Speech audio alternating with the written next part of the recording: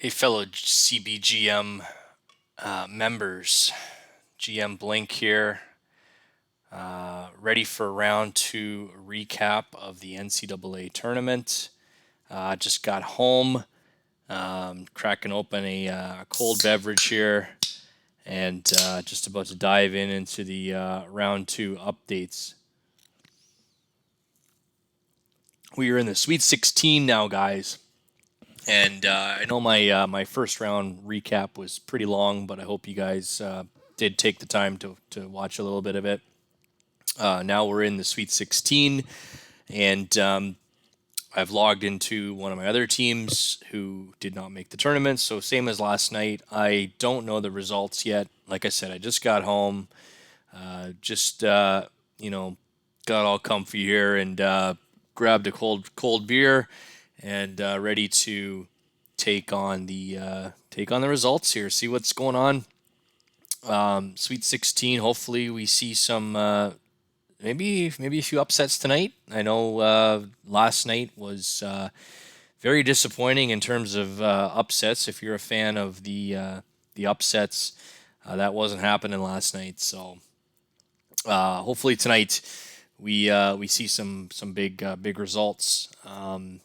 As we move into the Sweet 16. This is exciting times. Another 16 teams get eliminated tonight, and now we're getting into the big time matchups here. So, as you can see from my screen, we've got the North Dakota Fighting Hawks, who had a successful year, but they bowed out in the first round of the NIT. Still, I'll take the 21-10 record any day with these guys. Has been really fun, building this team up. Probably, them and Georgia Tech are probably my two favorite teams out of the four that I've got right now. Done a lot of work with North Dakota here. Anyways, let's get on to the results. This is all brand new to me, so we are going to check this out, and hopefully Georgia Tech has some good news coming to them. So again, we're going to go down to the NCAA tournament, and we are going to look at the East Rutherford region, and we have Notre Dame and Kansas. Like I predicted, Notre Dame, Kansas, Sweet 16. Notre Dame, 83-69 winners over Butler. Kansas, 83-76 winners over San Diego State. On the other side of the bracket here in East Rutherford, Arizona gets by Gonzaga 71-58, and Tennessee takes down Alabama Birmingham 76-68. So the upstart Blazers are gone. This is kind of what I was talking about last night. Pretty much what I predicted. I just figured these four teams here probably the four strongest in this bracket by far. Obviously, this 4-5 matchup was going to be a close one. It looks like it was. So we're going to dive into some of these matchups, and then we'll take a closer look at these Sweet 16 teams. So Notre Dame, 83-69 winners over Butler. Quininos with 21 points and 14 boards. And this one gets the player of the game for Notre Dame. Trahan had another big night, 19 points. Last year only had 10 points, 1 of 9 shooting from 3-point land. But Richard here with 11 points off the bench, 6 rebounds. Definitely played a factor in Notre Dame coming through. Looks like Butler did give them a nice run in the first half. Like we were talking about, Butler's a good team. I mean, it's not like Notre Dame just cruised through this. Butler did give them a run. Actually had the lead going into halftime, but whatever Agalia said in the second half really paid dividends here as the number one Notre Dame Fighting Irish continue on their march to the Sweet 16. Butler struggled at the line, even though there was 82 rebounds total in this game. 41 apiece. So they were battling each other on the boards. Points in the paint, there were 64 of them. So definitely was an interior type game. Both teams really struggled from 3-point land. And, they both went to the free throw line quite a bit. The turnovers really cost Butler. 22 turnovers here. That is very unlike the Bulldogs. Kanye Lemke here turned the ball over 5 times. He also had 7 assists though and 7 rebounds. So yeah, he had a decent game, but the 5 turnovers definitely not what you want to see from a ball magician and a playmaker. He's used to really taking care of the rock, and Notre Dame forced some turnovers from him, so put a little bit of pressure on him. Got him to cough up the ball, and Quininos and Trahan did the damage here. So again, Notre Dame. Let's take a look at the game chart here. Kind of tough to see here with the colors, but it looks like it was a back and forth game until Notre Dame kind of pulled away there at the end. So Notre Dame again, the strong favorites to take down this tournament. Um, Going up against Kansas now. Kansas with an 83-76 win over San Diego State, taking down the Aztecs. The number 7 San Diego State Aztecs are done, and this was an overtime game. So I think this was the first overtime game of the tournament. A tale of two halves here. San Diego State really came on strong.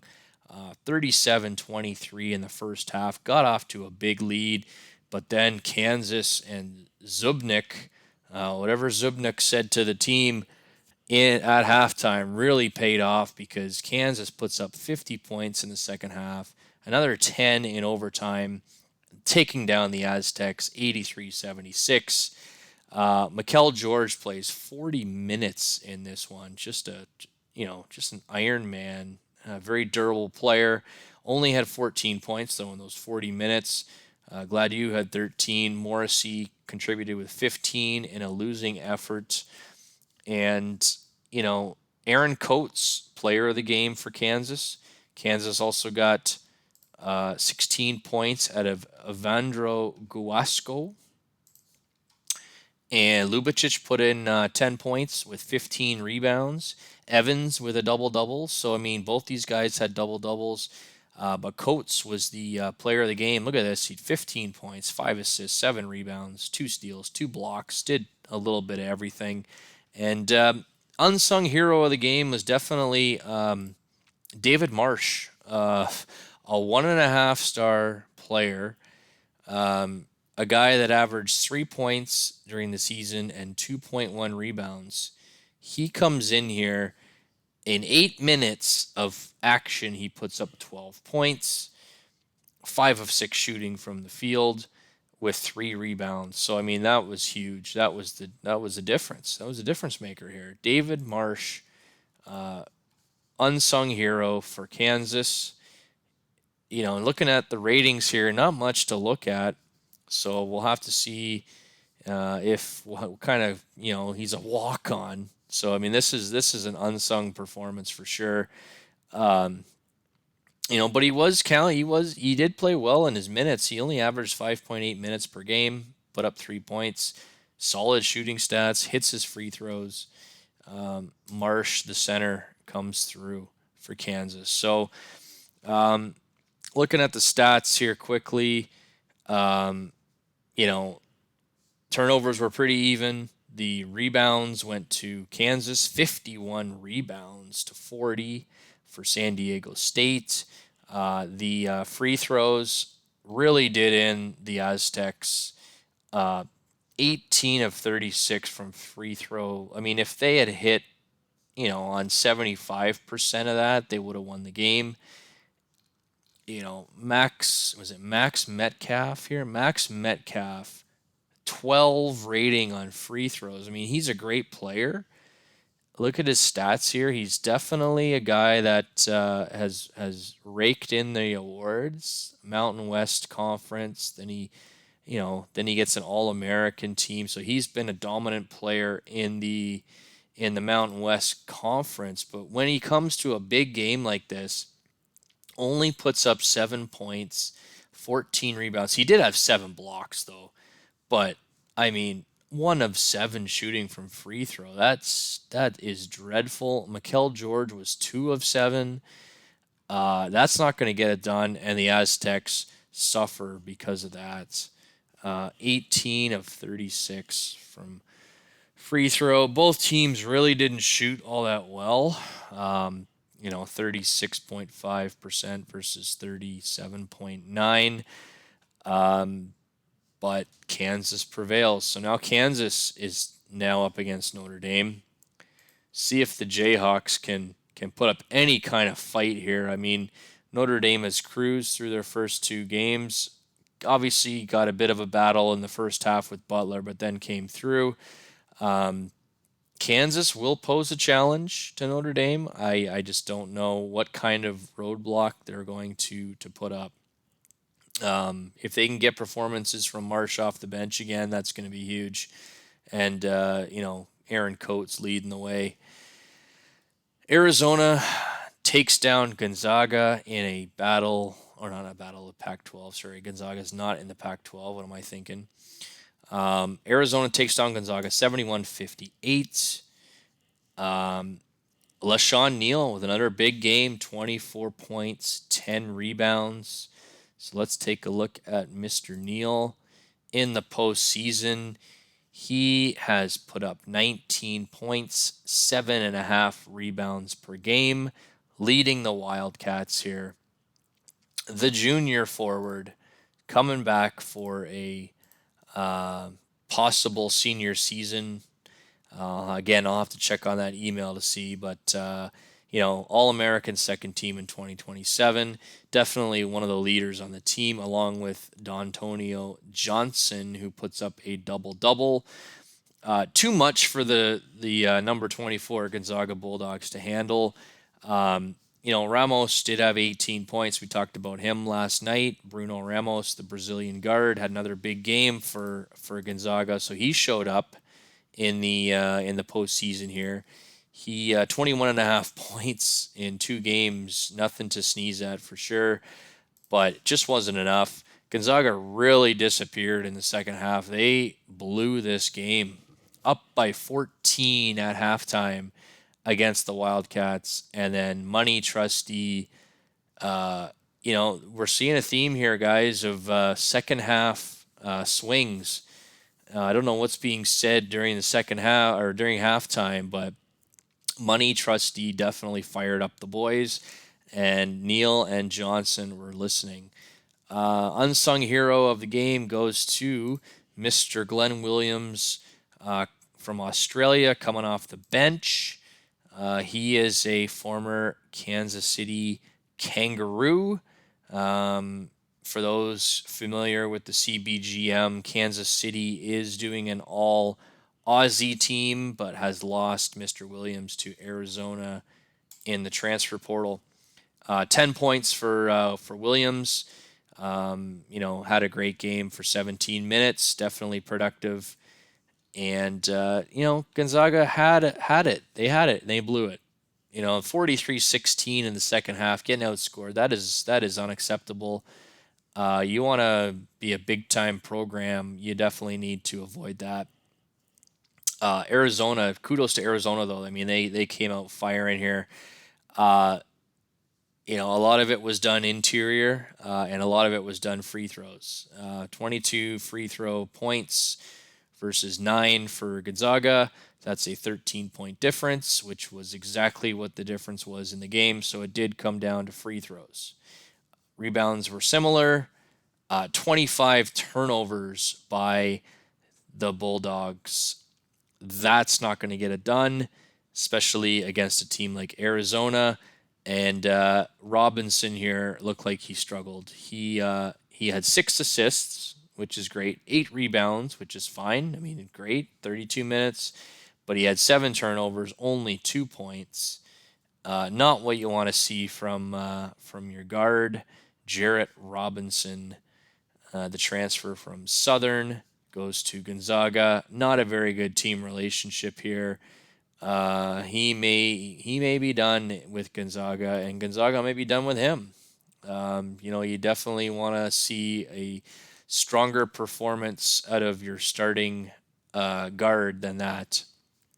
Not a whole lot of points off the bench either for Gonzaga, only 8 points off the bench.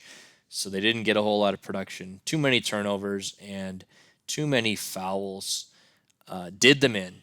So we have, again, like we were talking about on the Discord, this is the chalkiest tournament I have ever seen.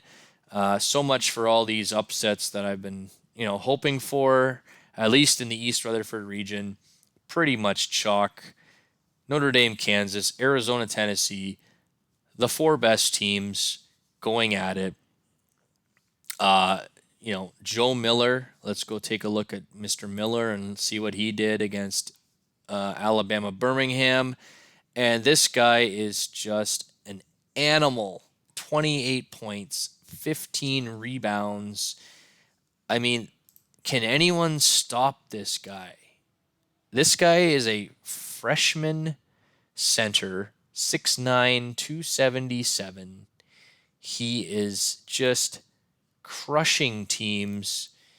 In 2 postseason games, he's averaging 25 points with 13 rebounds, higher than his season total, and he's already up there probably for the Norton Award. I mean, this guy is dominant. Now, Arizona, I mean, it's going to be a great matchup to see. Arizona with D'Antonio Johnson and LaShawn Neal against Joe Miller and Ryan Mansell here, who put up a big 19 points.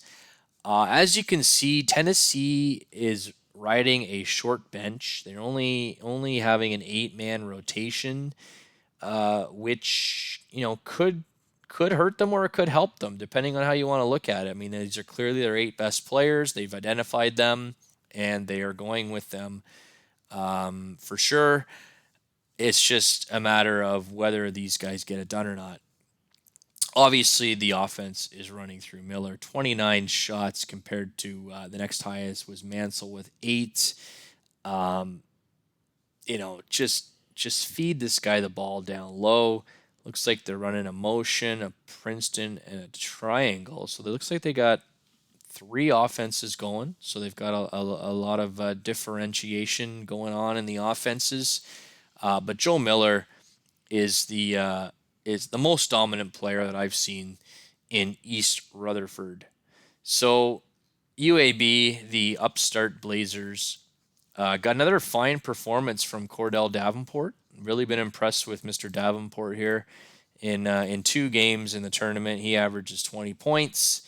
This was his first NCAA experience, tourney experience, and it'll be his last. He's a senior. He's moving on, but goes out with a bang. 20 points in 2 games. Can't ask for anything better than that. Unfortunately for Mr. Davenport, he did not get a whole lot of support here.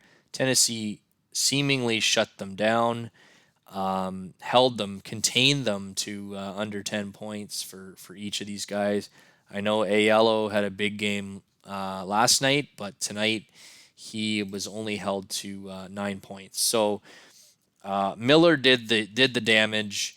Again, Tennessee went to the free throw line way more than UAB. So we're seeing a trend here of these big interior players getting the job done come tournament time. 36 rebounds for Tennessee, only 23 for the Blazers.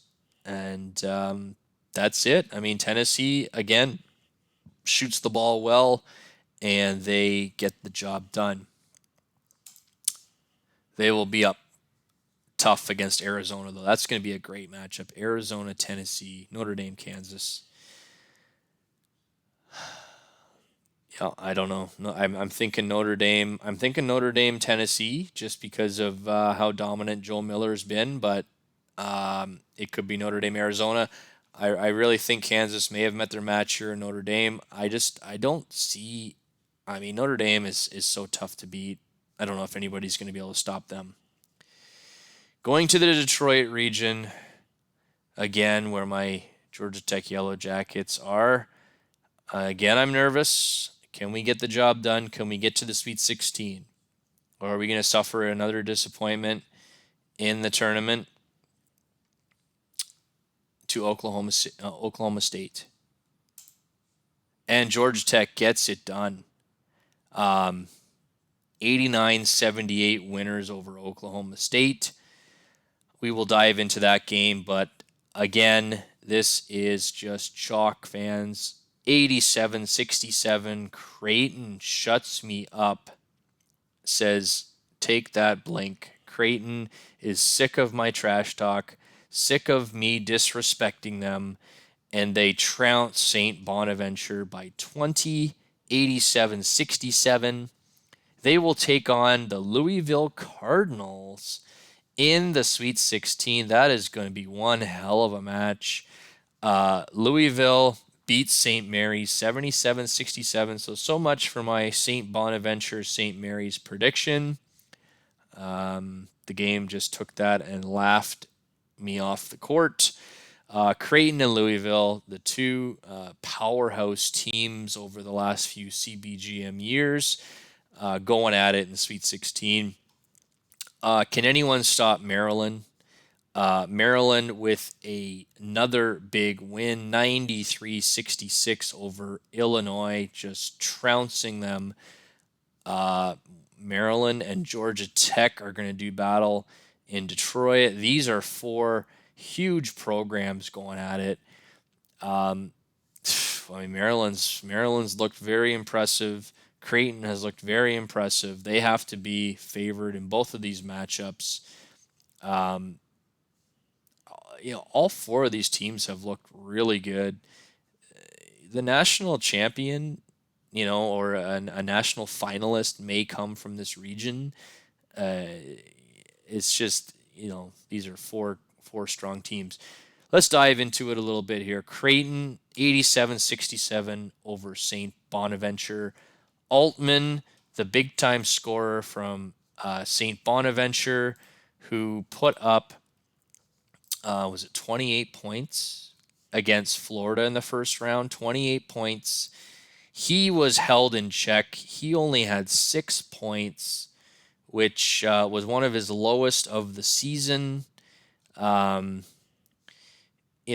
of 7 from three-point land, 2 of 9 overall. Ugo Altman was definitely halted by Creighton here. Creighton got off to a big lead in the first half, put up 52 on St. Bonnie's, and that was enough to take the Atlantic 10 St. Bonaventure out. I really thought St. Bonaventure was going to make this closer. Hendricks had a big game for them, 19 points. He also had a decent game in the first round, so he ends up with 15 points in the playoffs or in the tournament. He's only a sophomore, so that's good news for St. Bonnie that we're gonna have him coming back. But definitely a step up in competition level for St. Bonnie. Wow, Creighton with all double-digit guys in their starting five. This could be the best starting five in the nation. Sweetwine, Callaway, Menard, Horner, and Johnson, all with big-time games. Callaway with the double-double. Sweetwine almost with a double-double, 9 rebounds, only 1 rebound short, and 19 points. So the Creighton Blue Jays shot the lights out here against St. Bonaventure. Free throws, they killed it in the free throws. The 3-point shooting was on par. Overall, almost 48% from the field, 42 rebounds. Just a dominant performance here. Creighton looking strong. You're going to take on Louisville. The Cardinals, who Cards actually thought that his road was coming to an end here against St. Mary's, but it looks like they will able to contain Mr. Agar. No, Mr. Agar still had 25 points. Most of that damage was done on the free throw line, though. And this Agar guy is a good player. He, what I didn't notice yesterday, and I forgot to mention it, I did notice it after, was that he actually, in the first round, he actually had, is it here against Davidson? He had 9 blocks. 9 blocks right here for Agar. That is huge for a freshman center. I mean, this guy definitely looks like he could be a guy moving forward for St. Mary's. He only had 2 blocks against Louisville, though, obviously facing a little better competition. 25 points is still a good, great game. Should say great game for him. But he didn't have much help though. Bennett only put up 10. Whitaker had 6. Robish had 7. Story had 9 off the bench. But Sizemore had 8 points in 1 minute of action. Wow, what a minute of action for Sizemore here. Obviously, he was getting garbage minutes near the end, but 8 points in a minute, that's pretty tough to do. Well, what a minute for him. But 0 points from Bell here. Bart Bell. This guy, I thought this guy was this guy 90th ranked recruit. I thought he was a big time recruit coming in. Looks like he has some decent ratings, but just overwhelmed here against Louisville. On Louisville's side of the score sheet here, total team effort. Houston, McCarty, Hendrick, and Fennell, all with 12, 11, 10, and 9 respectively. They also got a ton of points off their bench. What's that? 29 points off the bench versus only 11 for St. Mary's. So Louisville using some of their depth here to take down the St. Mary's Gales. Craig Houston did get player of the game with 12 points and 6 rebounds. The junior from Harbor Springs, Michigan, nursing a sore knee, but not sore enough to take him out of any action. He is a transfer from Michigan State, and Mr. Houston led the way, although it was a total team effort from the Cardinals. Definitely shot better than the Gales.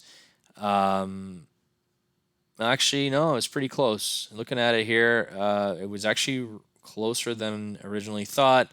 Louisville did dominate on the glass, 38-28, and had 19 assists versus St. Mary's 10. So, St. Mary's did try to make a game of it in the second half, but Louisville just too strong. The Cardinals, again, like we talked about in last night's podcast, the Cardinals did come into the season as one of the favorites to win it all, and it looks like they might be hitting their stride here. I know Cards was worried about this St. Mary's game, but they did get it done. Now they will take on the Creighton Blue Jays in what should be a superstar-packed matchup. Both of these starting fives are amazing. That's going to be one hell of a game. Maryland, again, can anyone stop Maryland and Coop Brown and Mr. Durkin and Mr. Tucker and Mr. Maddock? Last night we talked about Will Tucker with 10 points and 10 assists. Tonight it's Jay Maddock's turn with 12 points and 12 assists. So not to be outdone, Mr. Maddock, 8.2 assists per game. That's gotta be a league leader here. Let's go just take a quick look at the assists per game in the nation. And Jay Maddock is the assists per game leader, 8.2, ahead of Buchar from Coastal Carolina, Newton from Missouri State, Formicell from Notre Dame, and Ulbrich from Florida. All strong players. But Jay Maddock comes through in the clutch here against Illinois. Coop Brown had 13 points, 12 rebounds, double-double for him. Durkin with a double-double as well, and Maddock. So 3 double-doubles. You also had Jones coming off the bench here with 12 points. The freshman Jarrett Jones, freshman center, comes in strong, comes in for relief. Maryland is a very strong team. I am a little worried that this might be the end of Georgia Tech's road. 45 rebounds to Illinois' 29. Only turned the ball over 9 times. Shot the lights out. Hopefully, we can stop them from shooting this hot. This is just insane. 51.5% from the field, 70% from 3-point land, and 66.7% from the free throws. So, just 29 assists for Maryland. That is huge. Illinois was never really in this game. They never had a lead. Maryland was up by 32 at one point. It's just total domination by the Terps. Rob Ryan was stopped. We talked about Rob Ryan last night. Big time scorer from Illinois, a guy that they're probably going to be able to build around in the coming years, but he just got taught a lesson here by Maryland. Only 13 points for Ryan, which was still a team high. Illinois tried to get some guys coming in off the bench here to get some significant minutes, but it just wasn't enough to stop the onslaught. So again, we're seeing a pattern here, guys, of these strong teams have great starting 5 rotations plus a strong bench.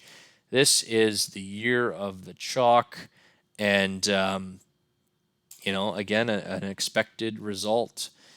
Maryland cruising through the first 2 rounds. Florida Gulf Coast, Illinois. Now they take on Georgia Tech. My boys with an 89-78 win over Oklahoma State. It was a back and forth first half. We had 10 lead changes in the game. The game was tied 4 different times. And, that's kind of what you'd expect from an Oklahoma State, Georgia Tech. Both teams are ranked. Georgia Tech looks like they came on stronger in the second half, but Oklahoma State was in this one throughout the game. 29 points for Lopez. Leroy Lopez, the guard from Oklahoma State, 20.5 points in 2 NCAA appearances, and it just, he did all he could to carry this team. 10 of 23 from the field, 6 of 14 from 3-point land. So obviously they saw something in our defense that allowed this guy to be open. Douglas had 18 points. Franklin Douglas, senior forward out of Mississippi. 18 points is a strong performance. But Richardson was held in check by Merchant. So again, Merchant is proving to be a big-time player here, taking the freshman center, Jack Richardson, here to school. Jack Richardson looks like an amazing prospect, though. The 18th ranked center with some big-time ratings here. He's got the paint dominator and the cleanup, but he did not dominate against Merchant. Only put up 2 points, only managed 7 rebounds in 26 minutes of action. Just totally shut down. It's nice to see our Georgia Tech Yellow Jackets finally break out of our bit of a scoring slump. Leonard last night against UC Santa Barbara had 0 points. He comes up with 18 in 21 minutes. Matt Leonard, the junior forward, with some solid stats here. We're definitely counting on this guy to come out, game in and game out, and do his job. He definitely did it tonight with 18. Wayne Miles came through. He only had 2 points against UC Santa Barbara. Comes out with 15 points and 7 rebounds, which is definitely way better than his season averages. Also had 4 assists, which was great. Merchant, again with a double-double. So the guy almost averages a double-double. He's had, 51 times player of the game. Never been player of the month, but he does know our offenses really well. He's a paint dominator, great on the glass, and in 2 games he's averaging 16 and 13 points per game and rebounds per game. So Merchant has been absolute beast in the paint. Jonas Anthony here with 11 points and 7 assists. Nice to see the freshman point guard come through. Only 2 turnovers, which was fantastic. So that's a great assist to turnover ratio right there. And Fleming only had 9 points, but a plus 15 while he was on the court. Our whole team was plus throughout the game. Nice to see Arias and Hart also chip in off the bench. Hart with 10 points and 5 rebounds, so that was over his season averages. And nice to see Georgia Tech coming through with the offense here. I was a little worried heading into this game that Oklahoma State would be able to shut us down, as we've been struggling a little lately to shoot the ball, but it looks like this game we came through. The free throws were exactly the same, 60% from both teams. Georgia Tech has to do a little better job from the free throw line if they want to continue on here.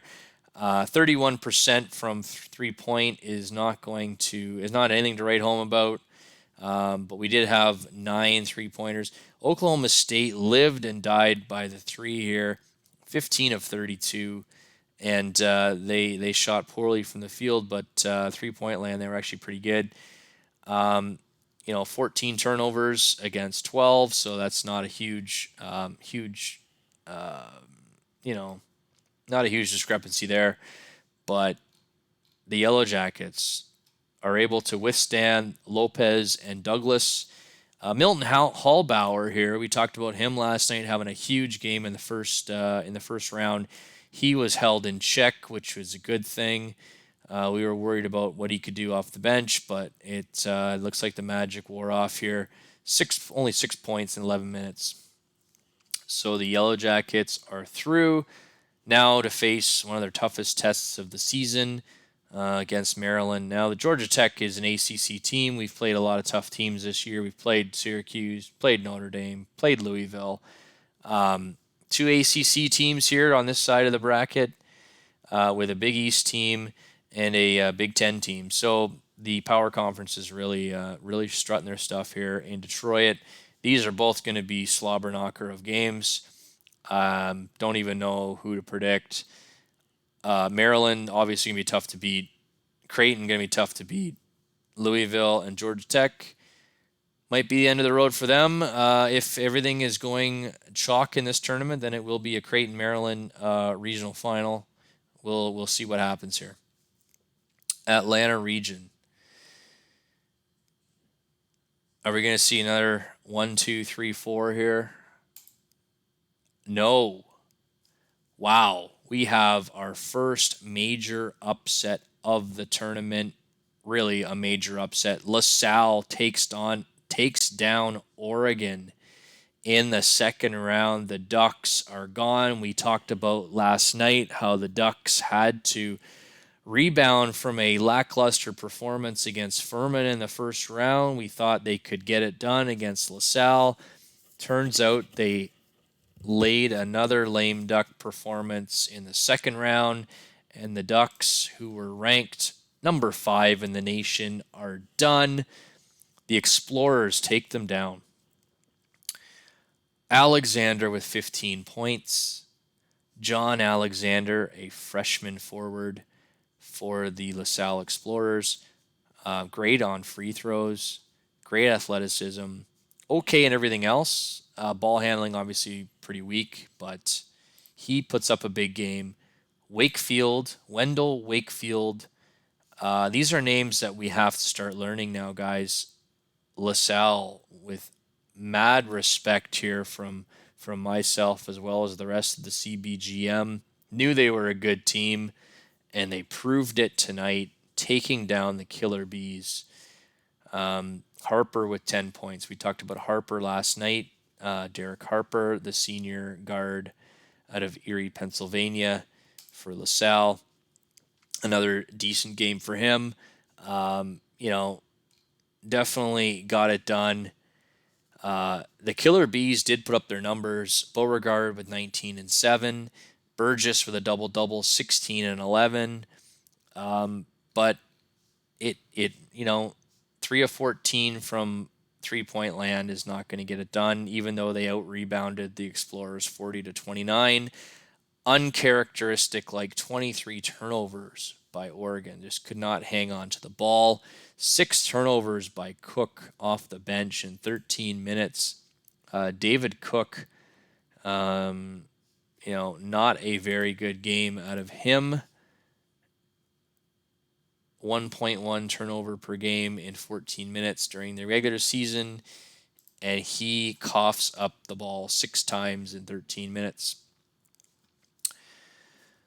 Yeah, wow. I mean, I kind of thought Oregon would take down LaSalle, but LaSalle proving us all wrong. LaSalle got off to a big lead early on, did not look back, even though Oregon did outscore them in the second half. It just wasn't enough. So the LaSalle Explorers, with the first real big upset of the tournament, taking down Oregon, and now will take on the Connecticut Huskies, who takes down Temple. I did predict Connecticut to make it to the Sweet 16, and the Big East champs have found their way here. 76-70 win over Temple. Last night we did talk about Temple's offensive struggles shooting the ball, and it looks like it continued.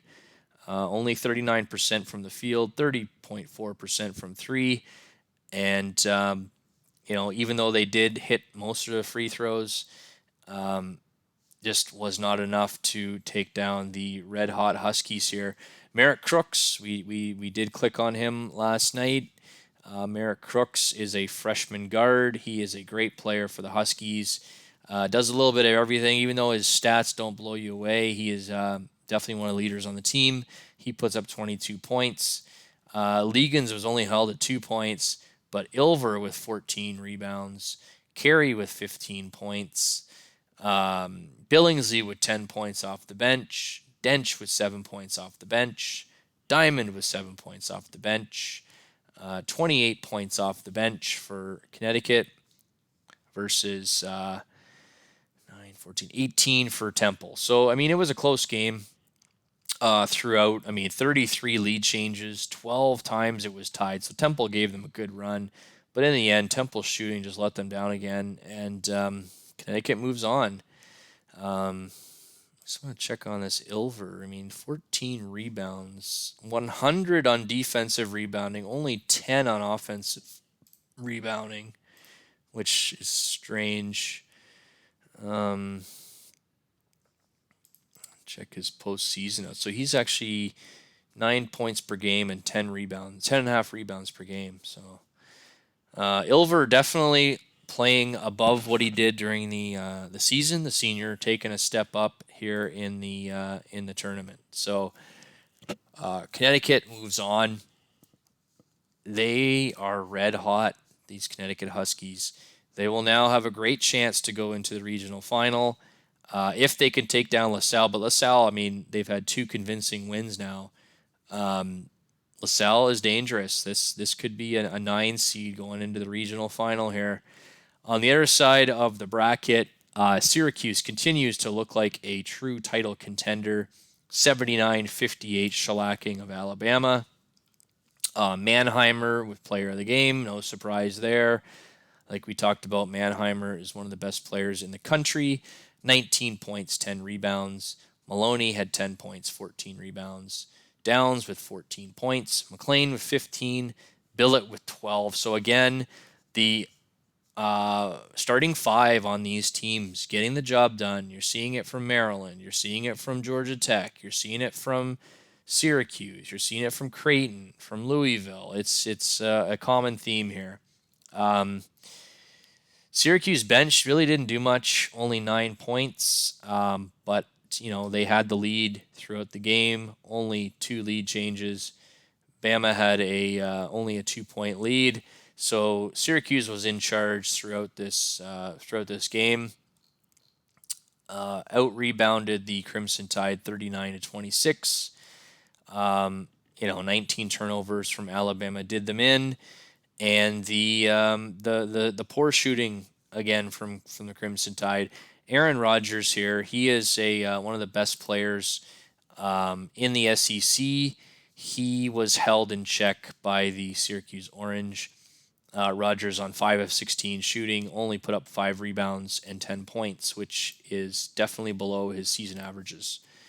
Collins put up 11, Beebe put up 11, but the Aaron Rodgers show is done in the tournament. Syracuse is a more well-rounded team, and they take down the Crimson Tide by 21.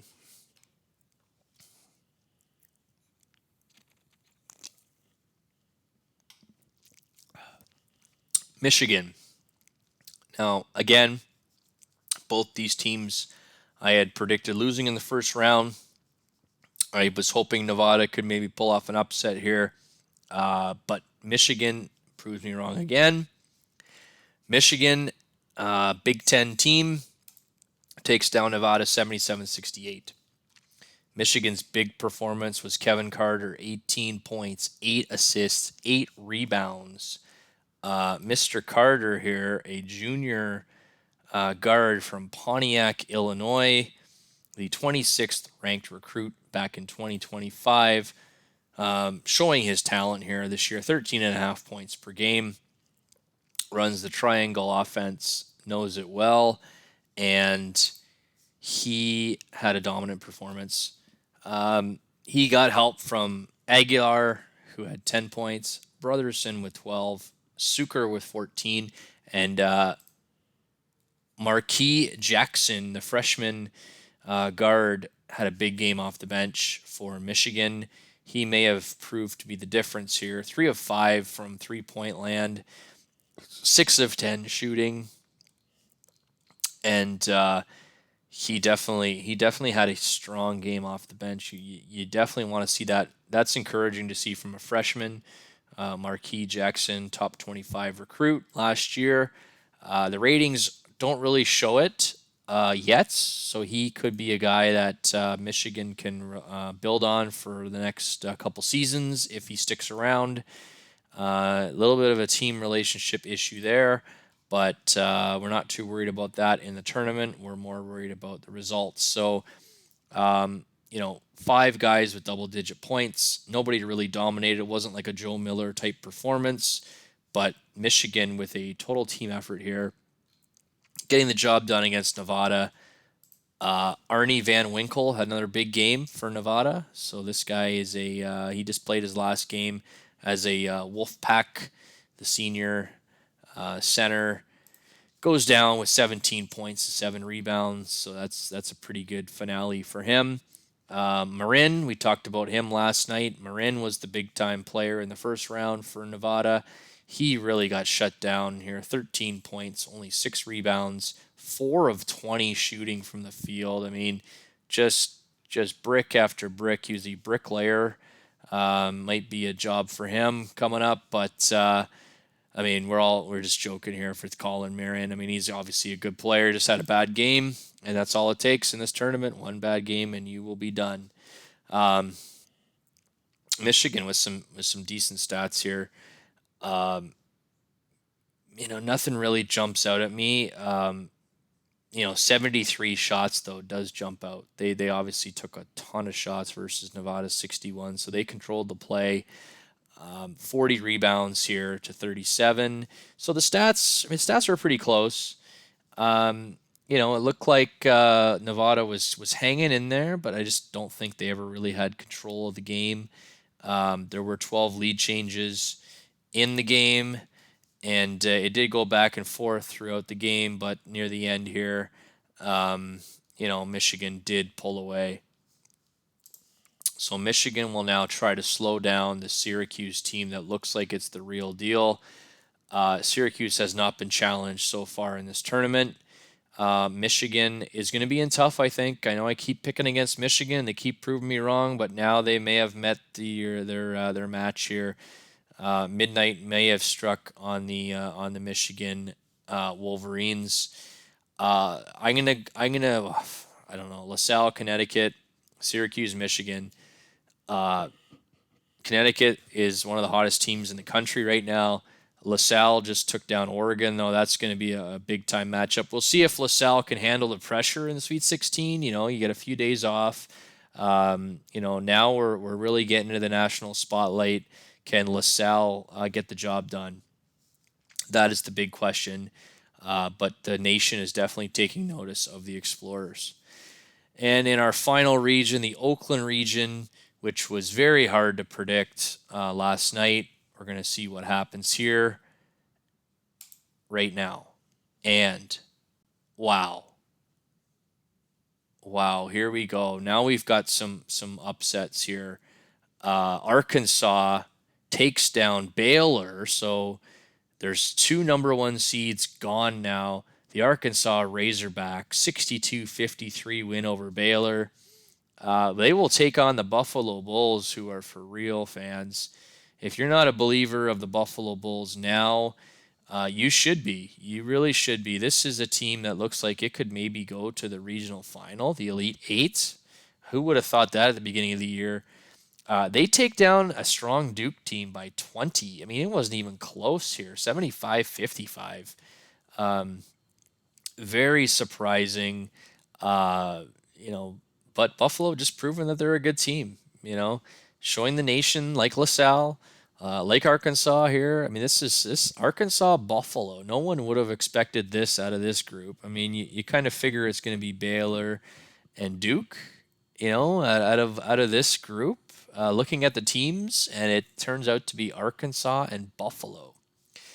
Virginia Commonwealth has taken down the defending champs, Mississippi State Bulldogs.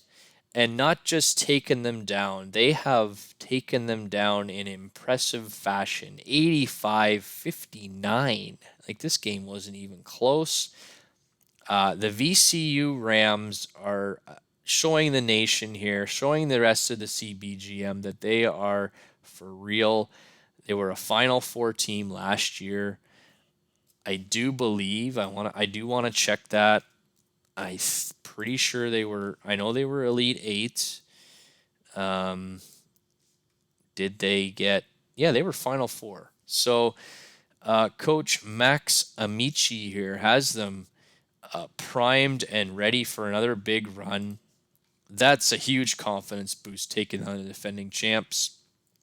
They will take on another ACC team in Florida State. So that's 4 ACC teams still alive. You got Syracuse, Louisville, Notre Dame, and Florida State are still alive. And I think that's it for the ACC. But I mean, 4 of the 16 teams, that's pretty good. Florida State takes down the upstart Coastal Carolina team. Finally, someone was able to take them down. Florida State may be the best team Coastal Carolina played all season. I know we're jumping around here a little bit, guys, but we will go into these games. I do want to see who Coastal Carolina played. I know they had a couple of big wins. They beat Kansas, Colorado, Toledo, and Texas State. So Florida State was one of the stronger teams that they've played this year. Lost to Creighton. Obviously, that's probably the toughest game. But, kudos to, I think if I pronounce this wrong, I'm sorry, but Ultra from Coastal Carolina, who runs the team. Kudos to him, man. I got mad respect for what you've done this year. And what a great run. Unfortunately, it comes to an end. Florida State's a good team, though. I said that right from the beginning. They're probably underseeded. They probably should have been a 3 or 4 seed, to be honest with you. They are just as good as Duke, just as good as Georgia Tech. And Georgia Tech was a 3 seed and Duke was a 4 seed. So Florida State showing the nation here that they can play defense, and they are definitely going to be a team to be reckoned with. This is going to be a great game. VCU and Florida State. I mean, that's going to be a dynamite game. Let's dive in briefly here to take a look at who did what. Kozlowski from Baylor, the Polish forward, had himself a game, 19 points, 6 rebounds. Virgil Canal had averaging a double double during the season. He almost had a double double in this game, so that's what you expect from him. Only 6 points off the bench from Baylor. 3 points for DeWitt in 25 minutes isn't going to cut it. You're going to struggle if you have performances like that. Baylor shot terribly. 30.6% from the field, 20.8% from three-point land. Just couldn't get their shots to settle. And they're gone. The number 3 Baylor Bears get knocked off by unranked Arkansas. So this is another huge upset. The 9th seed over the 1 seed. Ray Kincaid was the player of the game, even though he only had 6 points. The 15 rebounds really sealed the deal. Ray Kincaid, a freshman center, ranked 40th in the country as a recruit, and the 7'1", 272-pound behemoth definitely was hard to stop. Not so much point wise, but on the glass. Tyreek Daniels put up 14 points here for the Arkansas Razorbacks, and Forrest put up 10.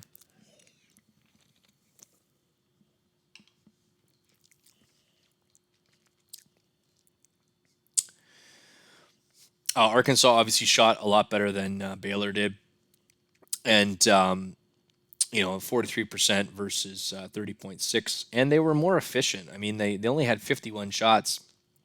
They knocked down 22 of them versus 62 for Baylor, and only 19. So that was the difference here. Arkansas got off to a first half lead. Second half was back and forth, but Arkansas definitely proving they belong here in the top 16 teams. I can't remember the guy who runs Arkansas. I think it's Warlord. I think who runs Arkansas. So, and I don't know if he runs Buffalo as well. He may run both these teams. This could be a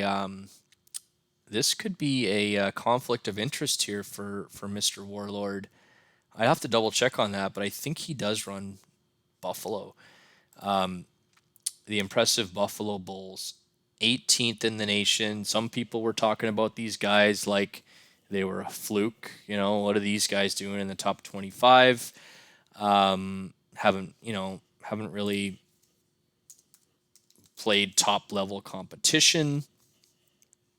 But we're going to dive in to see who Buffalo's played this year. 10th in net rating, 3rd in defensive rating, 2nd in points allowed per game. These guys are defensive all-stars.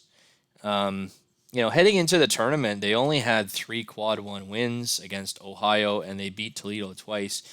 So I can see why some people were questioning this team, even though they are 30-6 on the season. They went 4-3 in quad 2, but so 7 wins in quad 1 and quad 2 is quite impressive. 7-5 record, but they didn't really beat anybody big time, right? Baylor lost to them, West Virginia lost to them. So Buffalo proving the doubters wrong, taking down a strong Duke team. Leal got his rebounds, but just couldn't put anything in the bucket. Bowling got his points, but wasn't really strong on rebounds. I mean, this was a Duke team that looks like they had a bit of a bad shooting game, a bit of a bad game at the wrong time, right? So Gittins, 10 points off the bench here. Lonnie Gittins. So he came on strong, freshman. And he's a big guy too, 7'1", 268. So some big boys in this one. Rigby here, 18 points for Buffalo. David Rigby. If you don't know who this guy is, you might want to start paying attention. He's got 12.5 points in 2 games, also 5.5 rebounds. So he's a guy that's helping out for sure. But again, it looks like a team effort here. Rigby got player of the game, but 1, 2, 3, 4, 5, 6, 7 guys had at least 6 points. And looking at the stats here for Buffalo, I do believe they are a team that just kind of wears you down. They don't have a big time scorer, but they just use their depth. And again, I hate to keep harping on it, guys, but we did talk about depth in a previous podcast about how important it was. And here we go. The Buffalo Bulls are proving it. They don't have a superstar-laden team. They have a bunch of seniors, which is 1, 2, 3, 4, 5. Their top 6 scorers are seniors. That's going to play anywhere. That is definitely a huge advantage that they have going up against some of these teams. They have the experience, they know the offense, and they're a good team. They're a good team, the definition of a team, right? So the Buffalo Bulls take on Arkansas now. One of these teams is going to the Elite Eight, which is a great run. But I have to figure, the winner of this region may come from this game here. Virginia Commonwealth and Florida State, 2 teams that have really been impressive. I don't mean any disrespect to Buffalo and Arkansas, but VCU just took down the defending champs in impressive fashion. Gabriel No, not even Brett Palmer was the big time player here. Gabriel No, you're asking yourself, who?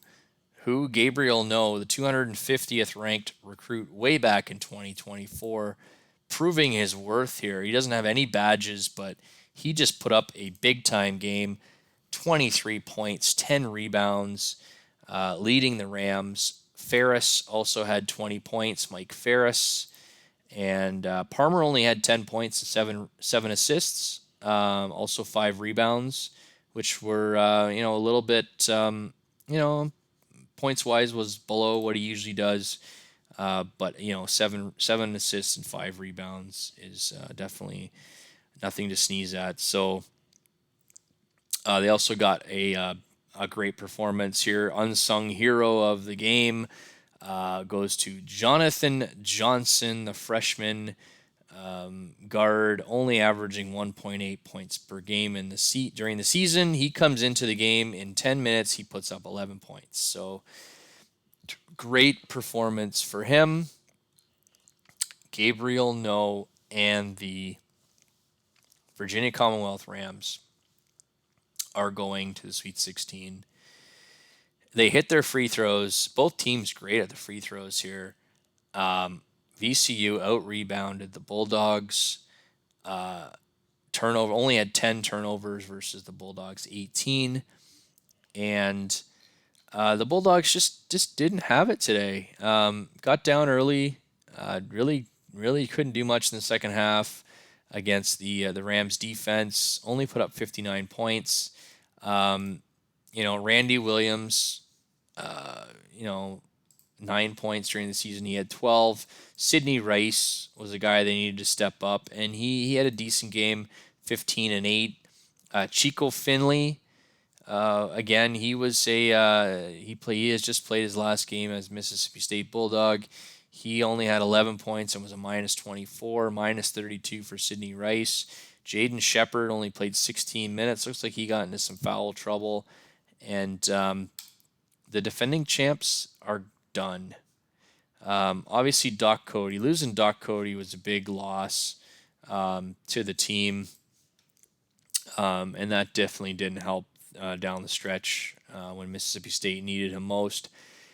But Mississippi State just didn't seem to really have it this year. Throughout the year, they had an up and down season. They weren't ranked heading into the tournament. They weren't even a top 25 team, and they met their match here. So, Big Ev has some work to do for next year to get Mississippi State back to where they were.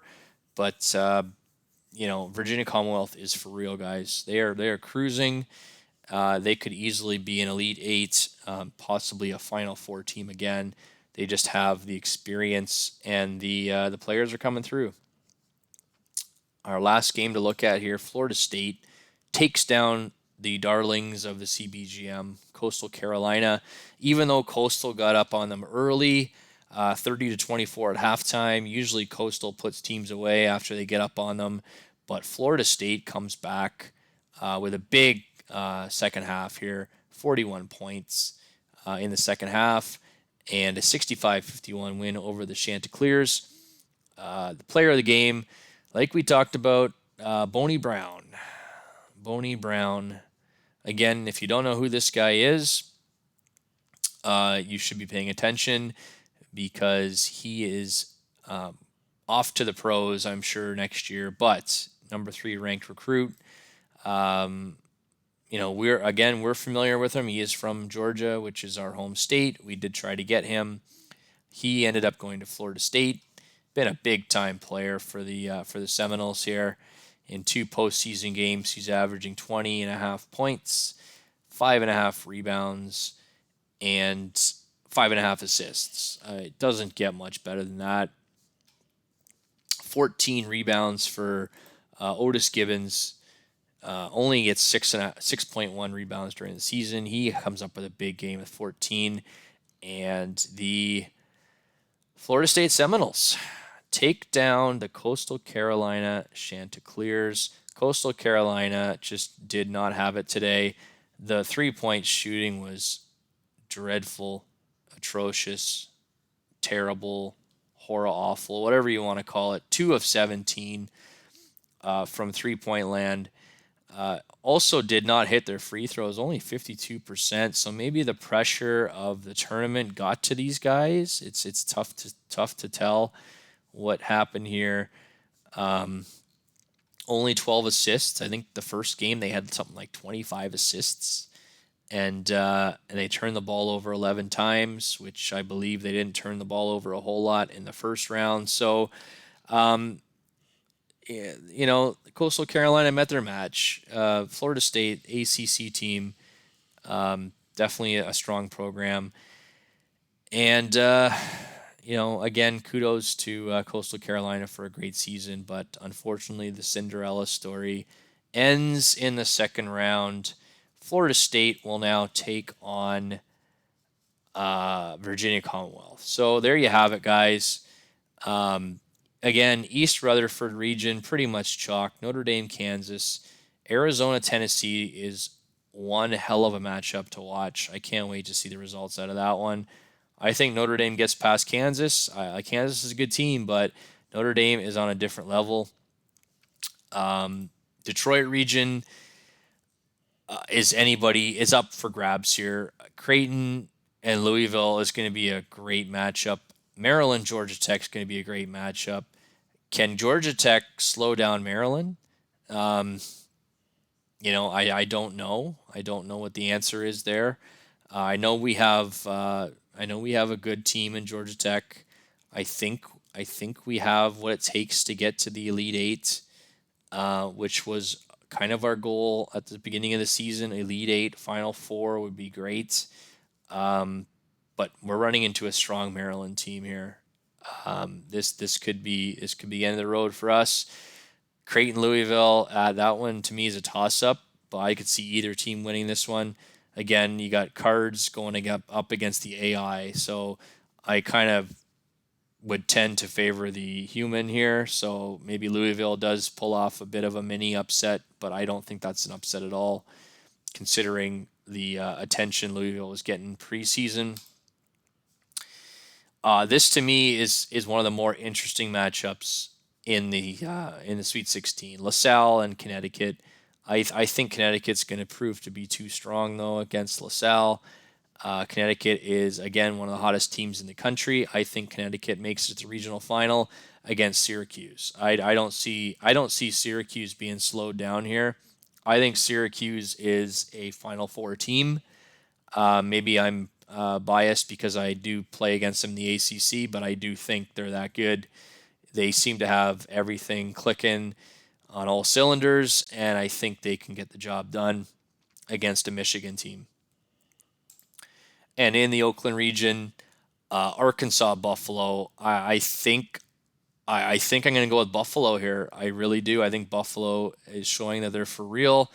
Arkansas just came off the big upset win over Baylor, so obviously they're on top of their game. Arkansas plays amazing defense, so it's going to come down to whether Buffalo can get their scoring. If they can get scoring on Arkansas and penetrate that defense that the Razorbacks are playing. Only allowed 100 points in 2 games. That's pretty good. Buffalo's averaging 75.5. So it's going to be a contrast of a solid offense in Buffalo versus a strong defense in Arkansas.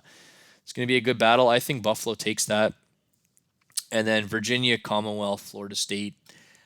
This is a toss-up to me. I mean, Virginia Commonwealth, with all the experience they have from last year, going up against a ACC powerhouse team here in Florida State this year, which again was underseeded.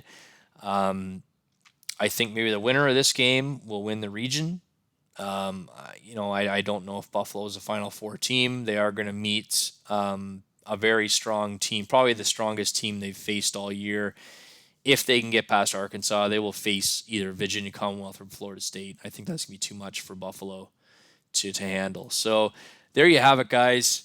Our second round recap of the CBGM NCAA tournament. And I thank you guys for watching here.